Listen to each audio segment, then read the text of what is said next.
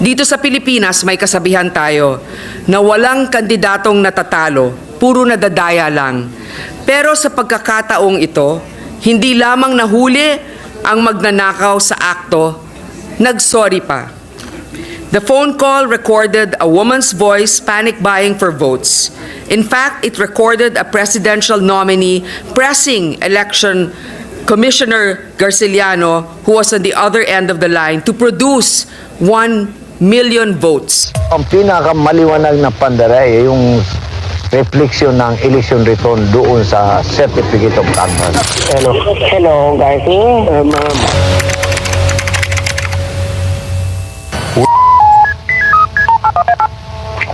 Hello, ma'am. Hello. Doon sa Lanao del Sur at sa Basilan, ilan lang na-match yung SOB sa COC. Ayaw ko lang kung sa ating pabor o hindi. Kasi doon naman sa Basilan, sa Lanao Sur, itong ginawa nila na yung pagpataas sa inyo, hindi naman mo, maayos naman ang paggawa eh. So, nagmamatch? Oo.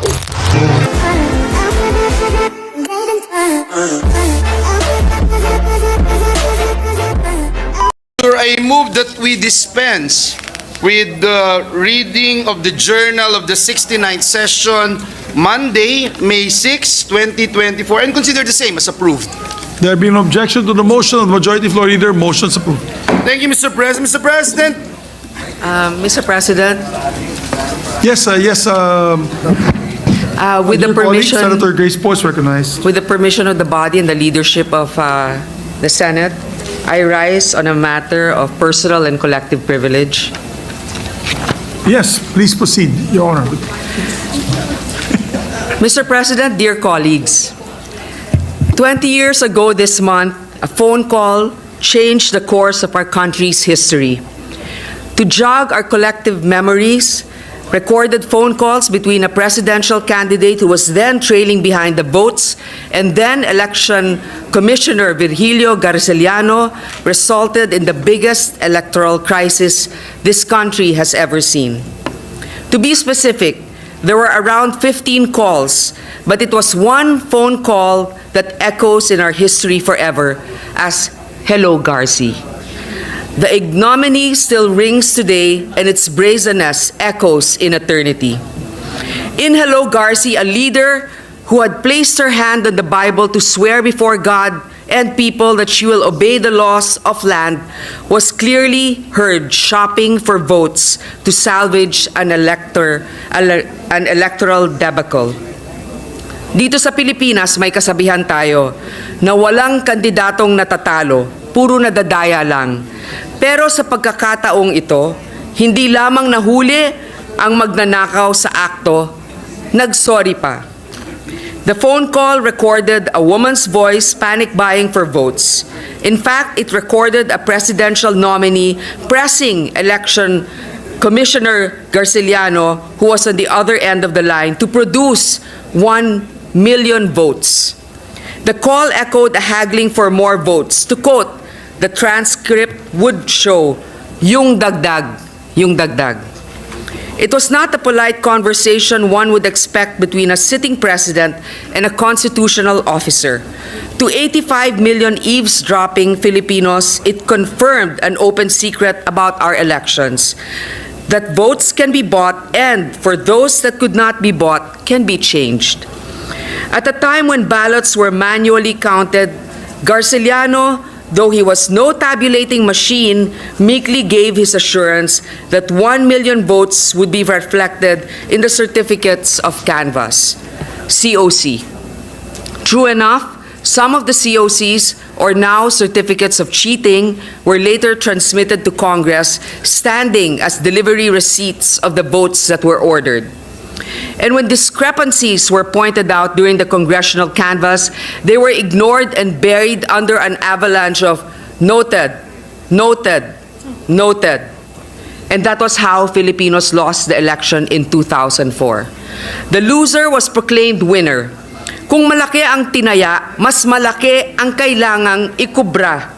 Huwag sana mabaon sa limot na ang Hello Garci scandal ay nanganak ng sandamakmak na impeachment complaints, isang bonggang fertilizer scam worth 728 million pesos, PhilHealth card scam worth 530 million pesos, and the North Rail project worth $503 million para lang may pambayad sa mga tumulong mag-deliver ng boto at maging ang lisensya para sa Maguindanao Massacre. In short, it was the people who paid for the crimes of the Hello Garci actors. Mr. President, a good 2 decades have passed since the Hello Garci was pulled off, and I'm recalling it today not as a daughter of a decent man who was robbed of votes, but as a senator of the Republic who believes it is her duty not to let this blot in our history fade from the nation's memory. In doing so, I'm just taking the cue from my father who died heartbroken for the people who were let down by the system. But while the father may have forgiven those who did him wrong, the daughter will never forget the names nor the crimes that were committed to our people. More than the need to move on, we must move forward because I believe it is not the passing of time that heals wounds or mends wrongs. It can only be cured if we apply remedies that will prevent it from happening again, of lessons so powerful that it deters repetition by sanctions that await those who try to commit it once. Tragedies ought to be teachable moment for us, and the Hello Garci episode should have birthed laws that would prevent it from revisiting us. But on this, I am sad to note it did not fully happen. Yes, there were laws passed, like poll computerization and minor fixes, but the biggest scourge, the buying of votes, has not been purged out of our politics. Our counting may have turned electronic, but our machines are fast aging.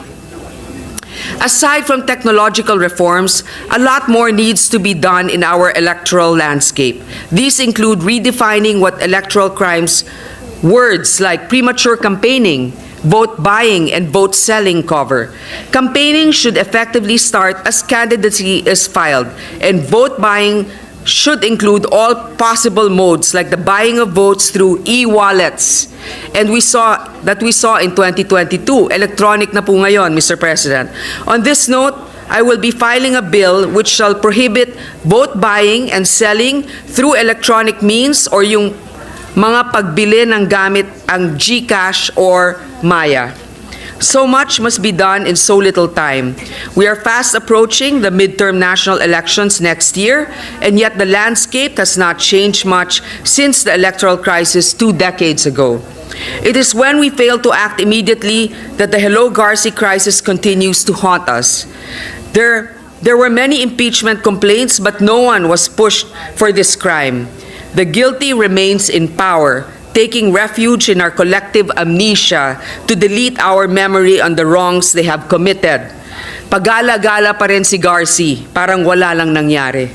Matagal kong pinag-isipan kung sasariwain ko uli itong mapait na yugto.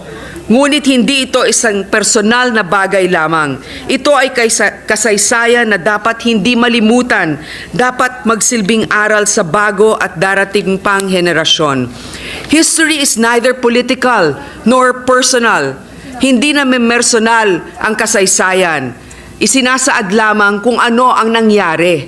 Paalala ito sa atin na dapat mamili kung anong legasiya ang nais nating iwanan sa ating mga anak. Today, let history show us the way. Here is a film presentation that details the events that unfolded in 2004. But before that, I would like to thank... Well, go ahead first with the film presentation.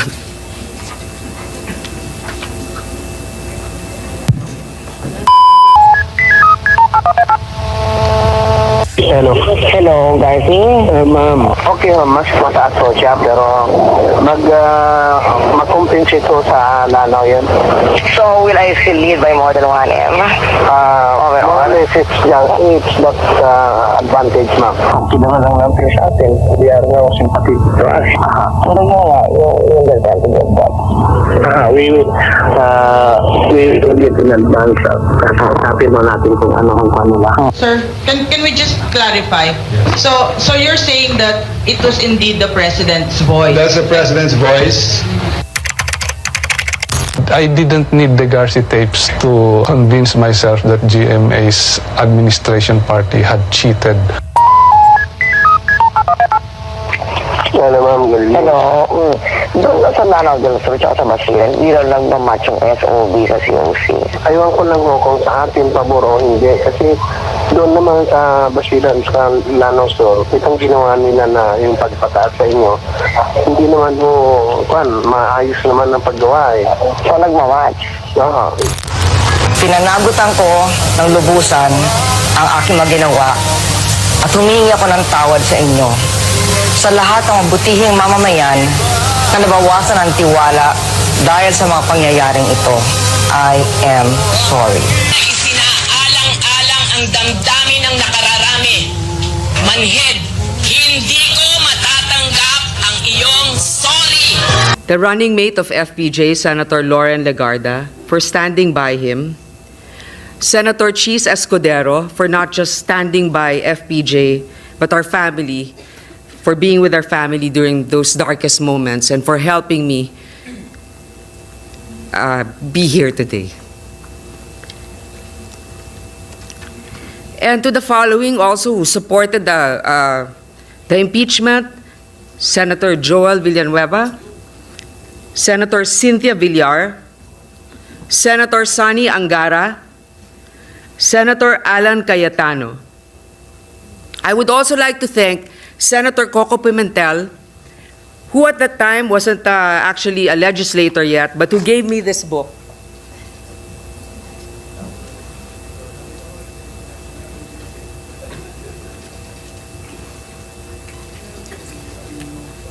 Ito po nakalagay.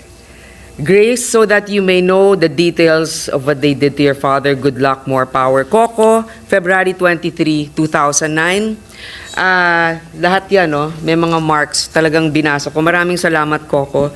I would also like to thank my kinakapatid, Senators JV and Jinggoy. I know you also felt so helpless at the time, but your sympathy and also, alam ko, JV, sinamahan mo si Papa. Jinggoy naman, kasama ka sa campaign kung ano mga pinagagawa mo, pero okay naman. I would also like to thank, although she's not here with us physically anymore, Marichu Vera Perez Maceda, who put together all of those files. Alam ba ninyo kung gaano nakahirap maghanap sa YouTube? Kaya nga wala akong mahanap na interview ni Senator Cheese. I would also like to thank Senator Amy, who attended the wake of my dad, and also the President. Although hinahanap ka na namin nung impeachment, medyo nawala. Pero anyway, I would also like to thank the father of Senator Nancy Binay,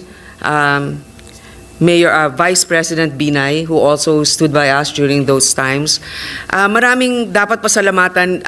Actually, ginawa ko to, pinag-isipan ko, ilalabas ko pa ba ito? Kasi baka sabihin naman nila, hanggang ngayon ba nagsa-sour grape? Hindi po, wala po akong puot na nararamdaman.